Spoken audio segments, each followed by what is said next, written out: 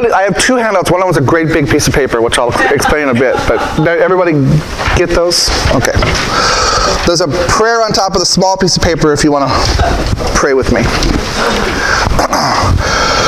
Christ our Lord, giver of light and wisdom, who opened the eyes of the blind man and transformed fishermen into wise preachers and teachers of the gospel through the gift of the Holy Spirit. Shine also in our minds the light of grace of the Holy Spirit. Grant us discernment, understanding, and wisdom in learning. Enable us to abound in every good work. We give you all honor and glory. Amen. Welcome, everyone. So a good deal of you have been coming to this group for a while, but I want to explain a little bit how we're going to do things. So I'm hoping you've all been doing your journaling and reading. We'll roughly follow that. We're not going to do it today. So we've got 11 weeks from now until Advent's going to start. When we get to Advent, we're going to look at Advent passages, which will be in the Gospels still, but we'll focus on those. So with 11 weeks, I'm roughly going to take 2 weeks on each Gospel and kind of talk about how they're different and what they're doing. Today, we're just going to talk about what a Gospel is, and then when we get to the end, we'll do some a wrap-up of things. The teacher in me can't help that order. I can't help but having an introduction and then some concluding things at the end, right? So we've got 11 weeks, and we're going to look at Matthew, Mark, Luke, and John, right? The 4 Gospels. So we call these things Gospels. We also refer to the good news about Jesus as gospel. That's just what the word means, right? So we're getting it seen in two different ways. In the ancient world, this is just an everyday word that means good news. So if the Lions win a Super Bowl, that would be a gospel when a newspaper reported it in Michigan, perhaps not in the state of the team that we played, right? But that's the idea. It's a good news. It's a report, right, that someone has come with something that's happened and it's good news, right? So we get this term, and we get these 4 books that get called Gospels. So we're going to talk about what they are, because they're sort of weird books. They're kind of biographies, but not really, right? When we study the New Testament, so we teach this to people in a seminary or in college in a more academic setting, we usually highlight that there are 2 types of texts in the New Testament. There's letters or epistles. So Paul writes for 13. We get books like Hebrews. We get 3 letters from John, 2 from Peter, James, Jude. We get a couple of these, right? So these are honest-to-goodness letters that one person wrote to a group of people or to one other person. And then we get 5 books, maybe 4, which I'll talk about in a bit, that are not letters. They're narratives. They tell us story, right? They're kind of historical, right? And that's Matthew, Mark, Luke, and John, and of course Acts. Acts is volume 2 of Luke. So whoever wrote Luke, we don't actually know who wrote any of these books. The titles are like the Gospel according to Matthew. We know those were added later. So these are traditionally assigned to people. That's actually an interesting conversation in of itself, right? But we don't actually know who wrote them. We have some good guesses, but whoever wrote Luke wrote Acts too. Like they begin the same way. He uses the same kind of phrases, these kinds of things, right? So it's actually volume 2, and actually Jesus is still the main character in Acts. He's just working through the lives of the people in it, right? He's not here physically. He's spiritually working through the people like Peter and Paul, right? So that's worth highlighting. So the earliest Christians, earliest followers of Jesus, produce several narrative accounts of what he did and what he said. Jesus is the main character in these stories, right? The 4 earliest end up in our Bible. There are some other ones. Some of them are good. Some of them are really strange. But these are the 4 main Gospels. And they raise some puzzling questions as to why we even have them and just what they're trying to do. So we're going to spend some time today unpacking those things. So I have a question for you. This is my little quiz question for you, pop quiz, right? So we're going to figure out what a gospel is, and I say in my handout, to answer this, it would be helpful to first answer this question. What historical event or experience is the root cause or the basis of these 4 books, right? I'm going to ask this question a couple different ways. What historical event caused people to be moved to write these accounts of Jesus? What event is the main thing happening in these books, right? So I'm setting aside for now the fact that we think the Holy Spirit inspired people to write them. From a purely historical point of view, what happened that someone says, I'm going to tell the story about Jesus? The resurrection. If that didn't happen, we wouldn't have any of these stories. He'd just be some guy who lived a long time ago. We probably wouldn't even hear his name, right? So a group of people experience whatever they experience, right? But they believe that Jesus has been raised from the dead. He continues to be with them. And they say, we're going to tell his story, right? So this is what happens, right? That's the event, right?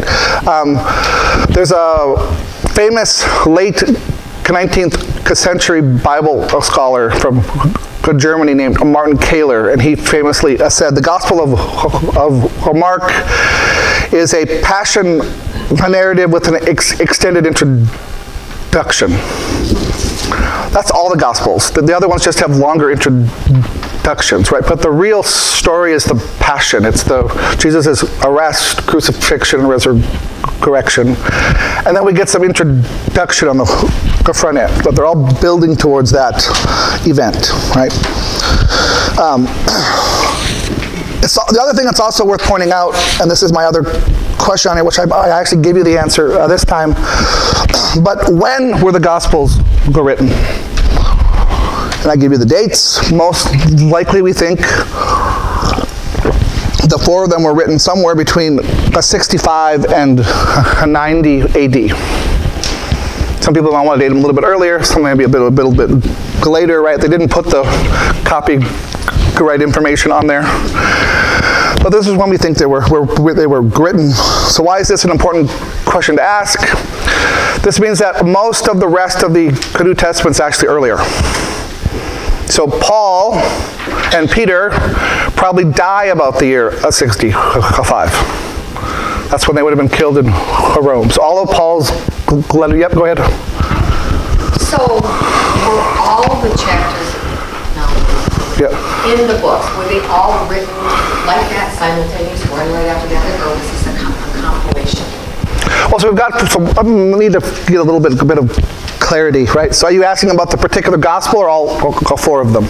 Well, each one of them. So I mean, at least 12, there are clearly some additions. When we get to Mark in a couple of weeks, we'll talk about this. Is the big obvious one, right? If you have a Bible with you, you can look at this. But you get to Mark, and if you've got a more modern Bible, it'll actually tell you the first ending of Mark, the second ending of Mark, right? Because we have these old manuscripts. There's at least 2 different endings to Mark. And the earliest ones, there's actually 20, Mark chapter 16 has 20 verses. The earliest of them stop at verse 8. And what verse 8 says, the women went to the tomb, it was empty, Jesus appears to them, they were afraid, done.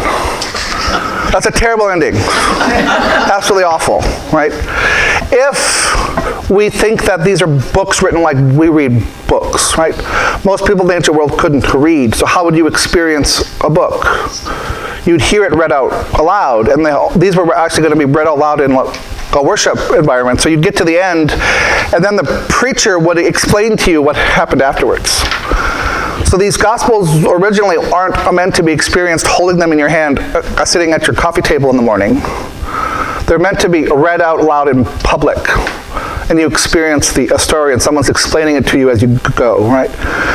Someone was asking earlier a question about when Jesus goes to these gathering followers, and someone says, let me bury my dad first.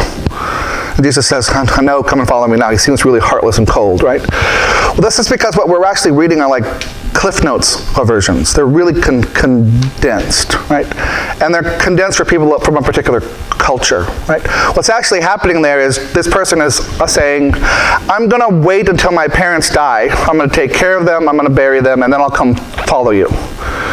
And Jesus says, I know the time is now, right? You don't get to do all these other things first, right? You don't get to wait till you retire to come be my disciple. It's now, right? And so we have to kind of have some of that background to know what's going on. So if we get back to this issue of, right, when they were written, right, we see Paul and Peter and other people using this word gospel to refer to the good news about Jesus. So they're using it first. And then we get these 4 books that tell his story, right? And they're called Gospels, right? But we should also ask, why were they written at this time? So why did we wait 35 years to actually write a story down? Jesus dies somewhere around the year 30. Apostles were dying too. That's the answer. That's what you're going to say. So this is the key answer of the people who were there were getting to the age of they're dying. Right? They've either been killed, like Peter and Paul, or they're just getting old and dying. And so we don't have them available to us anymore. Right? Right? I mean, it's just the point of, right, you don't actually need a Bible to be a Christian. You need someone to tell you the Jesus story. But when they're not, the people who were there firsthand aren't here anymore, and you want to double check what happened, how do you do that? You need to write it down, right? So we're going to kind of talk about a couple things here, but I want to go back to actually think of what do we actually see when we read these Gospels. So they're kind of biographies. What they really are is a combination of things Jesus said with stories about the things that he did. We get both. Well, Matthew's really sort of the easiest one to see here. If you have your little journals, if you look at them, I put an outline of Matthew in the front. And what he has is this 5-part structure of, we get stories about things Jesus did, and then Jesus gives a big long speech. We get stories about what Jesus did, Jesus gives that happens five times. Right? That's how he orders the material, right? And they kind of they coincide, right? The other Gospels kind of mix this up a little bit more, right? Matthew and Luke add infancy narratives. We get Christmas stories that are radically different, right? There's no wise men in Luke. It's only in Matthew, right? We don't get all the stuff about Mary and the angel coming to visit her in Matthew. That's in Luke, right? So they're telling very different stories, right? The things that happen at the end, when Jesus appears to people, that only, again, happens in Matthew, Luke, and John. Mark doesn't have any of that. Mark gets right to the story, right? It's, boom, Jesus was out there teaching. We get a little bit about John the Baptist, right? But the core of the story is the saying. We get a report of what Jesus was doing, what he was teaching, and then we get a story of his death and resurrection, right?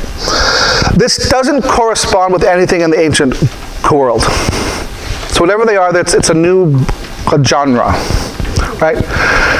We get biographies kind of in the ancient world. So we get books with titles like The Lives of the Caesars. And there'll be, 20, 30-page biographies of, Julius Caesar or Claudius, these kinds of people, right? Or lives of eminent philosophers. And again, collections of reports. The difference between these and the story about Jesus is these people in these other stories don't ever do anything wrong, unless the author wants to portray them as wicked, right?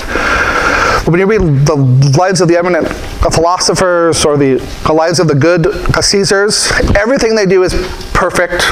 They don't ever have a moment of weakness. They don't ever suffer. They don't ever complain.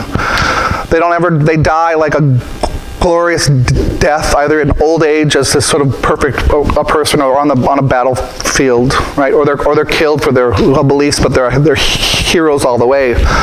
This isn't Jesus. Jesus cries. He tries to get out of it, right? He actually is portrayed as quite weak. He dies a failure in the story, right? To a Greek person of this time, a Gentile, especially an educated one, this is a terrible story. Jesus is not someone you want to even care about, let alone follow, right? So, this is why Paul can say in 1 Corinthians 1:23, we're telling the story of Christ crucified, which is a stumbling block to the Jews and foolishness to the Greeks. The story is a foolish one. Right? So why are they telling this story? They think this is the accurate story, right? Well, Luke in particular tells us, I went and interviewed people. I went and talked to everybody who was there. I gathered notes. I got reports, and I put together an account, right? Well, this is what they actually think happened, right? So they're telling a story. They want other people to know the story, even if it doesn't sort of fit the status quo, right? And they want us to know. So again, why do they have to write this story, right? So again, it helps pointing out these were oral communities. Most information got passed on orally. You're going to be part of a church. One way to think of the four Gospels is each of them is coming from a different place, right? So Mark, we think Mark is the first Gospel, written first. He's in Rome. Who else is in Rome? Paul is.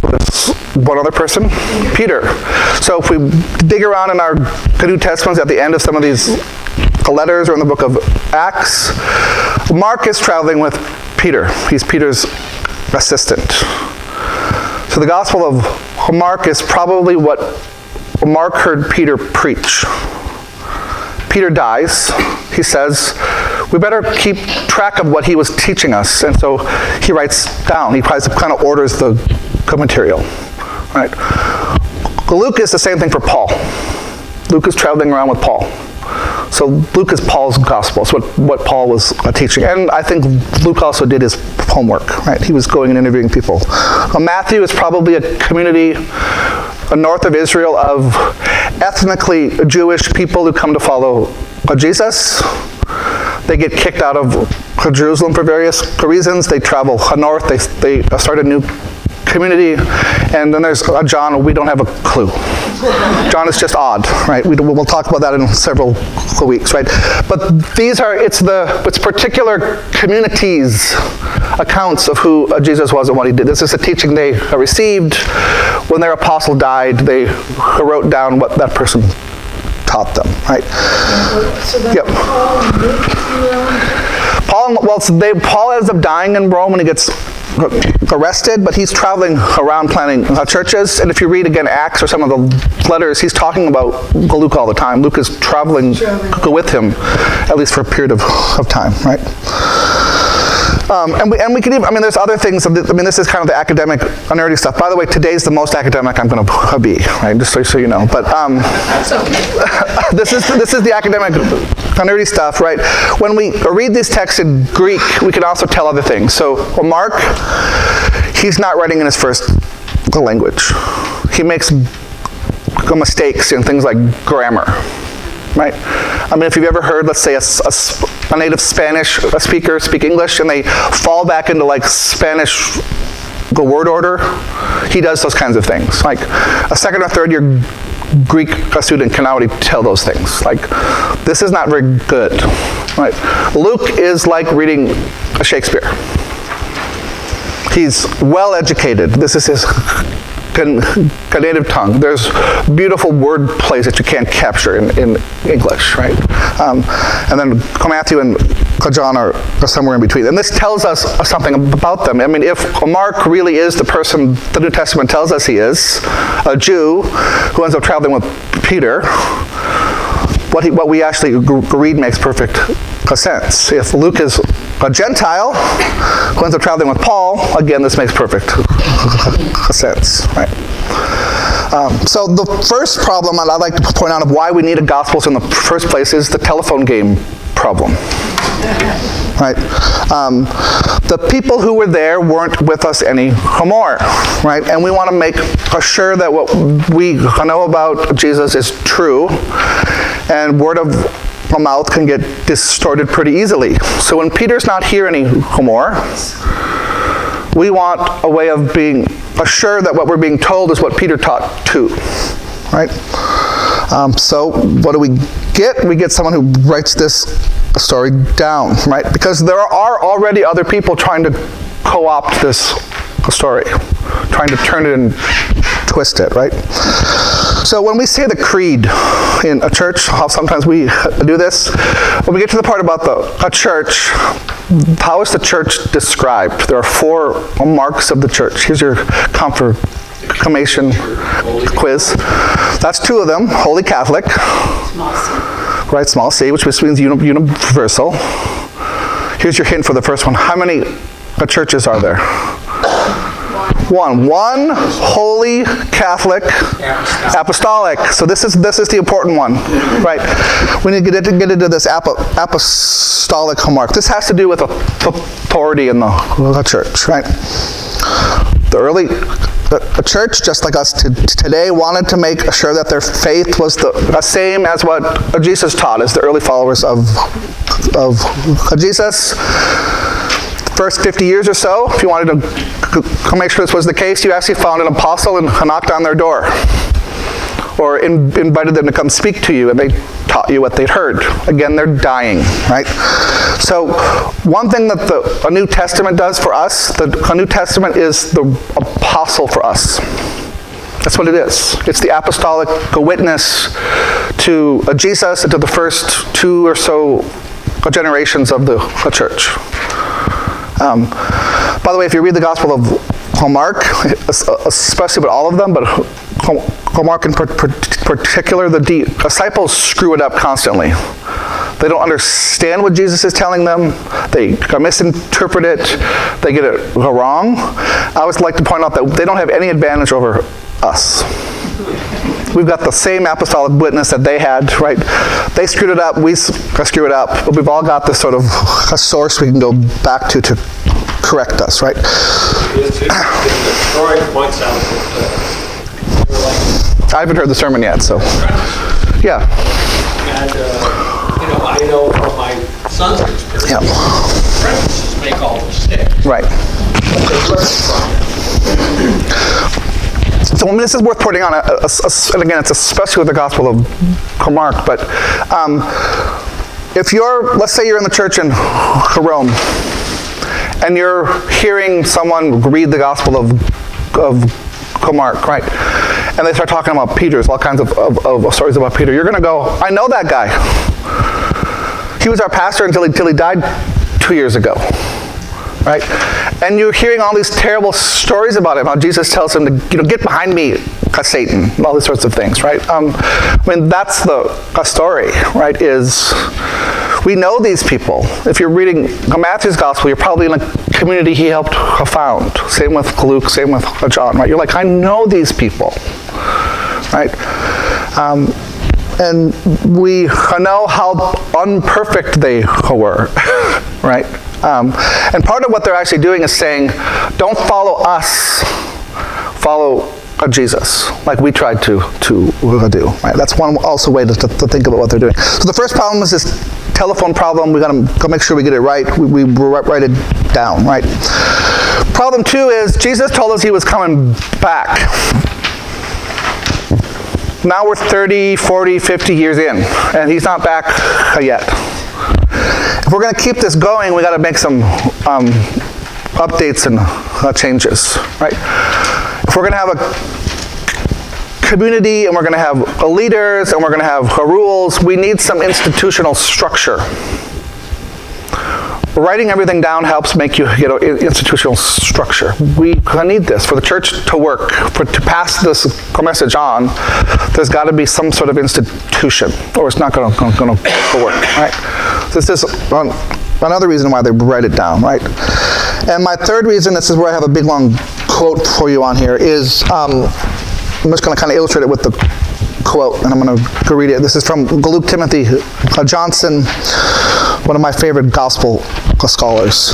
And he writes, "The most probable incentive to composing the Gospels was a combination of factors connected to the Jewish war with Rome in 67 to 70 AD. By the year 70, many the witnesses, especially people like Peter and Paul, had died in the Jewish war. The Christian community abandoned the city of Jerusalem because it gets destroyed, meaning that a symbolic center of the movement was lost, along with the rootedness of the Jesus tradition in Palestine. The relations between Messianists, so that's Jews who believe in Jesus, and non-Messianist Jews were exacerbated by the events of the war. Christianity was becoming increasingly a Gentile in makeup, again threatening the Jewish roots of the movement. This cluster of circumstances made it important to remember Jesus in a new and more authoritative manner, both to preserve the best of the oral tradition and to enable future generations to encounter a Jesus who was recognizably the one proclaimed by the first generations. So one of the first Christian heresies is something called Marcionism. Marcionism was a pastor who tries to get himself to become the Bishop of Rome, or the Pope, by about the end of the first century, early second, and he wanted to get rid of the Old Testament totally. So this is out. He goes through the New Testament text, that at least they had at that time, and edits out anything Jewish. He actually thinks a Jewish God is bad, the Christian God is good, so he thinks there's two gods. He's trying to tweak the whole thing into his view, right? So again, this is part of why they're doing what they're doing. They say, no, we're going to keep the Old Testament, because the story doesn't make any sense without that. Jesus is the Jewish Messiah, right? So they've got to, what they're trying to do is to say, what do we actually believe and teach? And to do that well, we need things written down. We need authoritative accounts of the story of Jesus. So this is what we get in these four Gospels. They're, again, taking us back to the first century and saying, this is what happened, this is what we believe, here's the story, here's the good news of what God is doing through Jesus, right? So you can see my 3 points there, right? The church needed 3 things. We needed a clear understanding of what Jesus and the apostles taught. There's need for an authority that would speak in their place. So, this is how we should actually think of our New Testaments. The New Testament is an apostle speaking to us. It's an authority, right? Someone who was there telling us what Jesus taught and did, and then what the church did in the 50 years or so afterwards. Right? To have to have some way of teaching the good news about Jesus to the faithful and to order the faith community across vast areas. So as it spreads, we need to have some way of keeping everybody on the same page. This is what the gospel does, right? And 3, to hold on to the Jewish heritage of the Jesus movement when most of its members were no longer ethnically Jewish, right? If you don't get the context of Jesus, if you don't understand the background to him, the story gets distorted really quickly. If a church is increasingly Gentiles, people who didn't grow up Jewish, didn't grow up being formed by the Old Testament, it's very easy to get a distorted view. So holding on to the Gospels and the letters in the Old Testament helps us preserve the authoritative story, right? So the New Testament, the Gospels in particular, are the way the early church solves all of these 3 problems. What? Oy vey, right? Yeah. So right. How do we become so anti-Semitic? Because in a certain sense, the problem still happens, especially the third one of, go ahead, Bob. The question was, how do we become so anti-Semitic, right?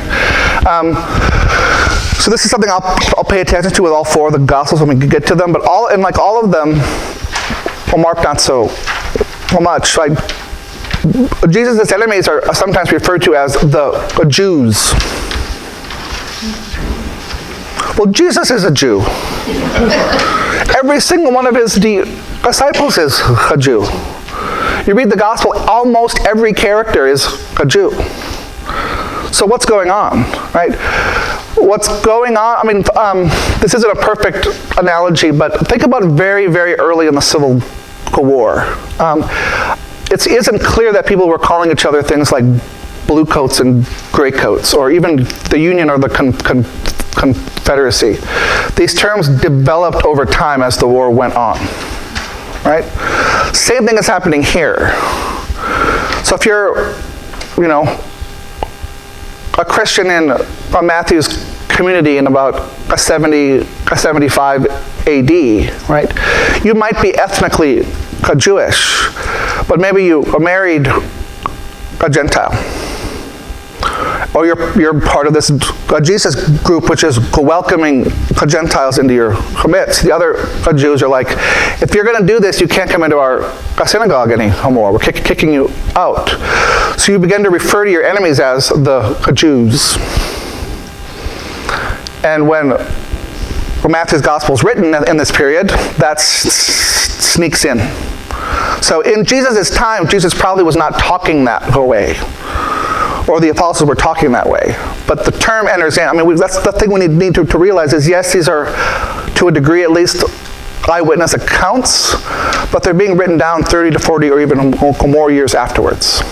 So you've had a long time to think about it and reflect on it, and the terminology's there. There's some anachronism happening.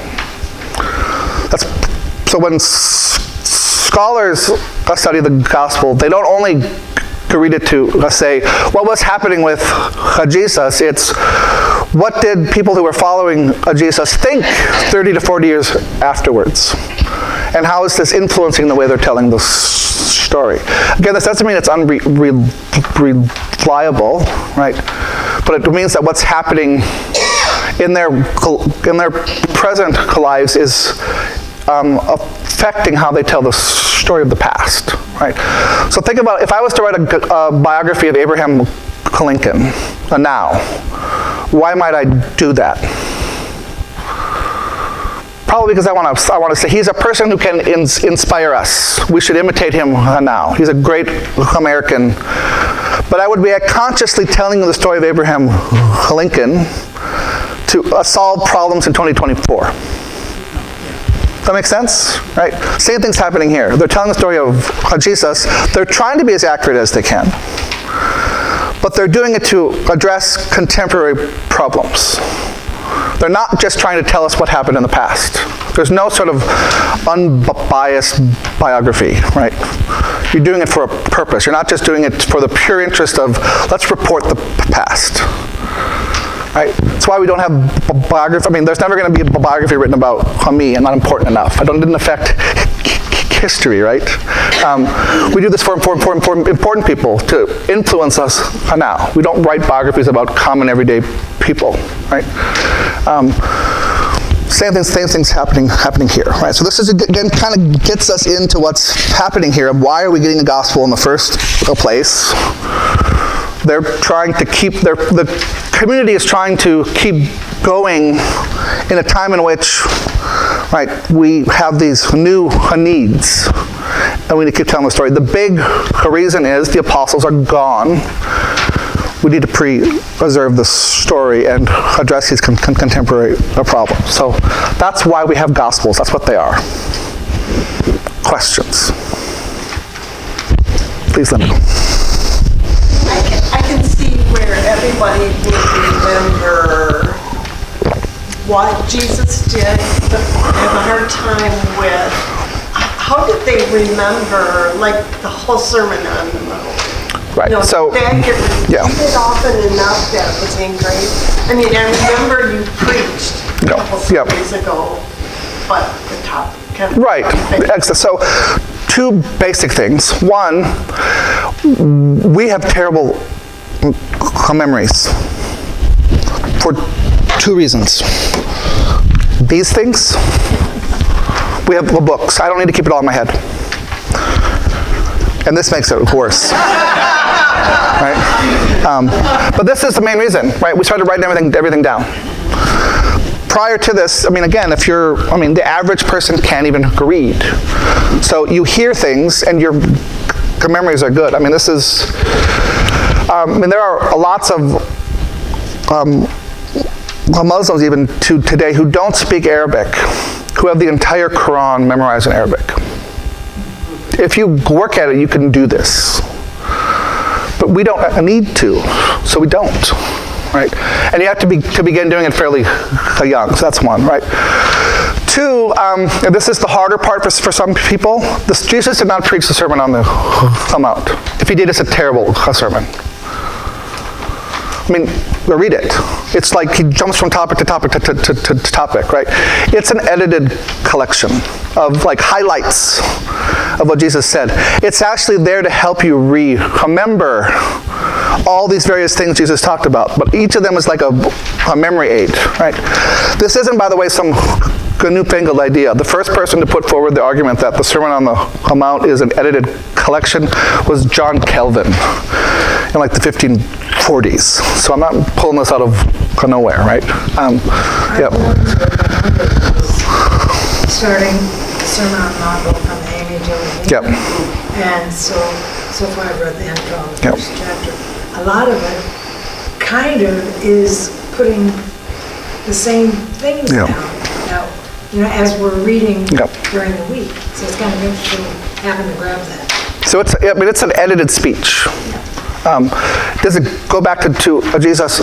Yes, right? But he didn't ever, if you take probably, think about the Beatitudes. I bet he preached a sermon on every Beatitude. Probably for a couple hours. Right? So we get one line. So it's a sermonette. Yes. It's hundreds of sermonettes on the Mount. Right? I think as Amy Jill says, it really wasn't a sermon, quote unquote, Yeah. like we're used to. Right.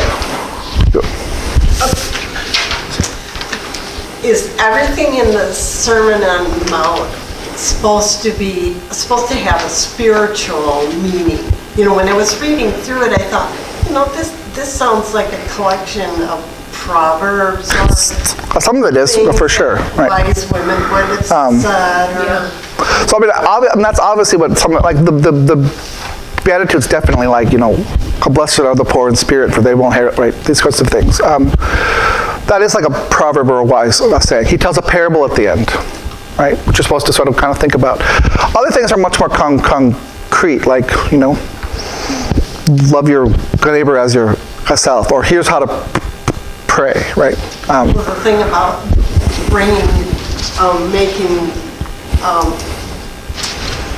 solving conflicts, because otherwise your neighbor's going to haul you before Right. the judge, Are we supposed to take that, are we supposed to inject a spiritual into that, or, it just sounds like common sense. I think it is some kind of more common sense, and I don't think we shouldn't be too quick to spiritualize it. Are there parts that have to be spiritualized to make a sense of it? I think so, right? But other parts are just common, straightforward advice of, hey, if you're going to be a good follower of Kami, don't sue each other. We'll work it out. Don't air our dirty laundry before the whole world, right? We're trying to get something going here. I think that's part of it. But it isn't really all of that how we should live in the kingdom. Yeah, I think that's also what he's... That's a spiritual element.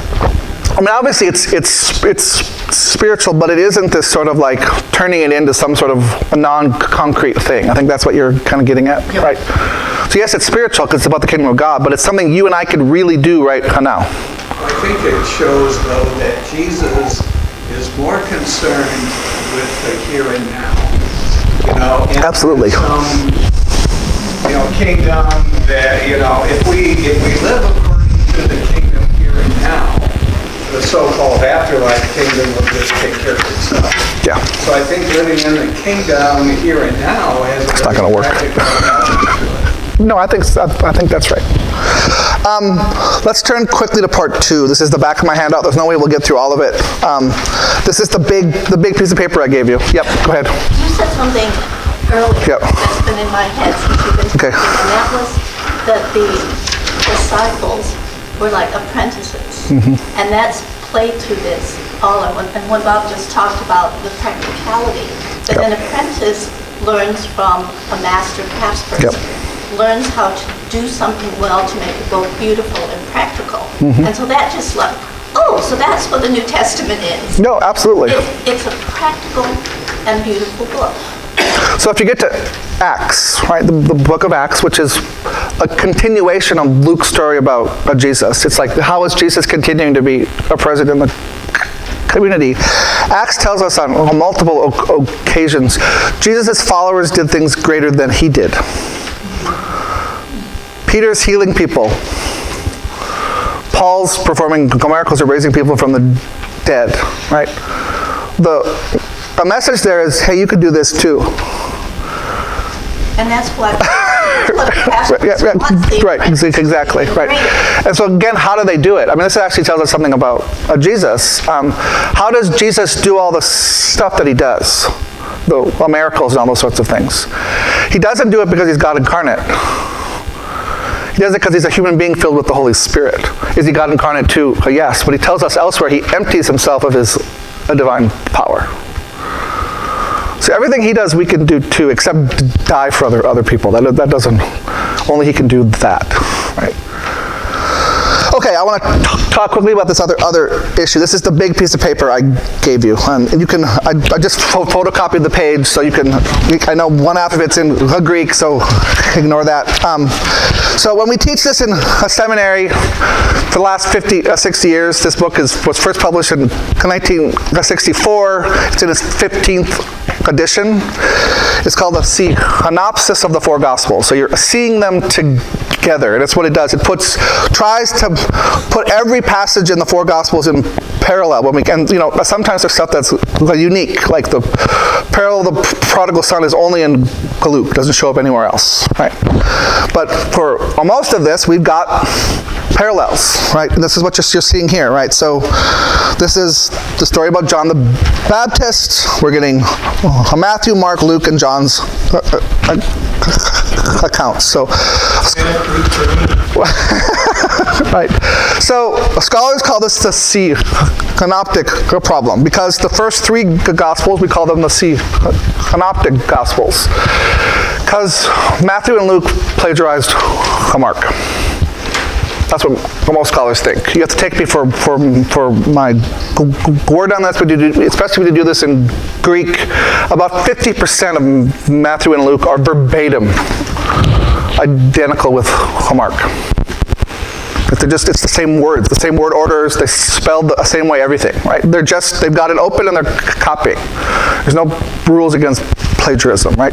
Now it could be other ways. Could have been they're copying Matthew, they're copying Luke, but most scholars think, when I say most, I mean like 95% think it's Mark first, right? And part of this is why we do this is to help us figure out why, what Matthew and Luke want to communicate. So why do they add things? Why do they occasionally tweak Mark? So let's look at this passage as kind of as fast as we can here, right? So we're going to compare these passages, right? So look. Well, each one of these gospel writers heard Jesus. They all heard Jesus, right? But here's the thing, They all hear different. So I've actually done this only one time in a classroom, and it was hard, so that's why I haven't done it again. But I had a student, I planned this ahead of time, we were talking about the topic. I had a student planted out aside, had them run into the room and scream a couple sentences at us and run back out. And then have the room report what they said. Nobody did anything identical. Did they get the basic outline? Sure. But no one was putting it in the same words, right? When we tell a story, we put it in our own words. Like, this is verbatim. I mean, it's paragraphs where they're identical. Right? That means somebody's copying someone else. There's no other way for that to happen.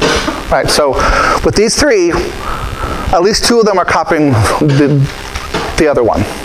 We can that's the only possible way of explaining this, right? Again, we think of this as easy, but then we have to think of, we didn't have any way of recording any of these things. No one's sitting there taking notes. You don't have the technology for that anyway. No one's carrying a notebook around, right? So this is the only way it's possible, right? So again, let's try to explain. So I got some observations here, right? Well, Mark begins by saying the beginning of the good news. The other Gospels don't do this because they put the material in front of it. Matthew and Luke might give us other information first, right? Luke gives us his account of John the Baptist with a chronology. Both Matthew and Luke find it necessary to tell their readers who John is. Mark just expects us to know. Right? They change some phrases around. One of the big things that happens here is Mark quotes the Old Testament and says, as it says in Isaiah, but really he's quoting from Isaiah and from Malachi, which was a common thing to do. You could just conflate things. It bothers Matthew and Luke. They affix it. That's one, like I told you earlier that his grammar's bad. That's one thing they do constantly. They fix it. So it's like an editor's coming along, correct, oh no, he didn't do this quite correct. Right? This is the wrong adverb. You know, they'll fix things. Right. So I mean, you can actually do this. I mean, you can get one of these in English. You can buy just an English version. There's other editions, right? But it's helpful to sort of say, let's compare what they say, and the differences are interesting, right? Why do they? So here's one. Think about the Passion story. What happens on Palm Sunday? Jesus rides in on a donkey, right? But there's an Old Testament, I think it's in Zephaniah, an Old Testament text that's the prophecy of this, of the Messiah will come into Jerusalem it says he will come in on a donkey, on a young colt he will march into the city. Well, that's good Hebrew poetry. You have these parallels. It's poetry, right? Matthew takes it so literally, he changes the story and says that Jesus comes in on both a donkey and a colt because he wants to make sure he's fulfilling the prophecy. But he somehow manages to not capture the fact that it's poetic, not meant to be taken literally. Whereas all the other three Gospels, he just comes in riding a donkey. Right, so each of them tweaks things for certain reasons. Right? Matthew's deeply concerned with Jesus fulfilling prophecy. I mean, when you read Matthew, you're about halfway through it now, it almost gets tiring. Like, and he did this to fulfill this prophecy. And it's like, okay, we get it. Right? It's enough. Right? But that's his deep concern. Why? Because that gospel is written for a community of people who are following Jesus, and they're ethnically Jewish, and they're being persecuted by their fellow Jews who don't believe in Jesus. So he's giving them ammo to say, look, Jesus fulfilled prophecy. Jesus fulfilled prophecy. You should believe him too. The Gospels are written to meet the needs of certain communities, right? I would guess the tweak or something. Right. Well, and then that's the other thing is like early on, I mean, these communities probably only had one of these Gospels. They didn't have all four of them. Right? There's actually, I mean, about the 3rd or 4th century, even a little bit earlier, there's some moves of people to say, let's take all four of them and edit them together and just have one big one. Because they're bothered by the fact that other people are saying, hey, I read Matthew and I read John, and there's some differences here. Which one is true? Right? It's being used against them to say, hey, why do you have 4 different Gospels? Right? mean, the early church argued over, should we just keep one? And they, in a certain sense, they said, no, let's keep all 4. We need all of them. All of them tell us something unique. They can all be true, right? They're also, I mean, part of what it tells us is, are these historically accurate? Yes, but they're not doing history the way we do history. Right? They're not merely saying, like, what happened on, July 4th, 1776, right? And let's list all the events that happened. They're very interested into explaining the meaning of things. So we're also getting commentary constantly on this. That's one way to think of what these Gospels are. They're reports of the stories, but then they're being explained to us, right? In different degrees, right?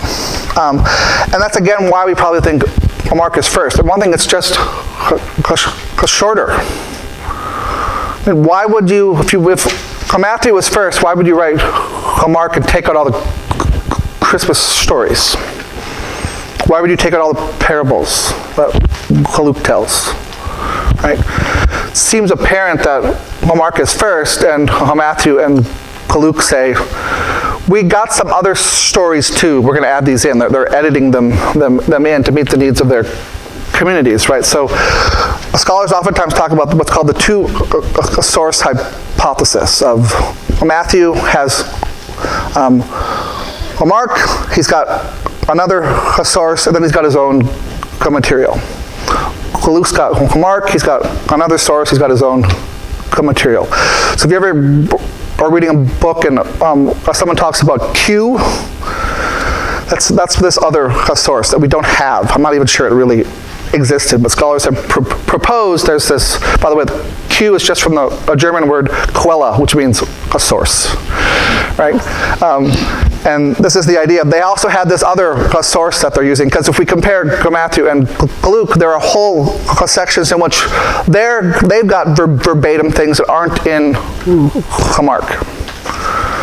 So this tends to bother people sometimes, because we want to think of the Gospels as falling down from heaven, like God gave them to someone. It's more complicated than that. These were real people.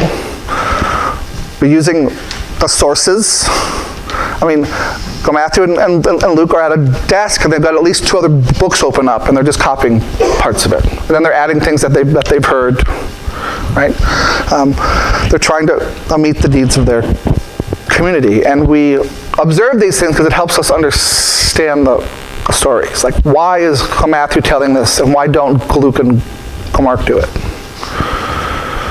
It makes it more interesting, and we actually understand it better, right? So we're over time, but if people have a question or two, I'm happy to answer it. Next week we'll dive into Matthew.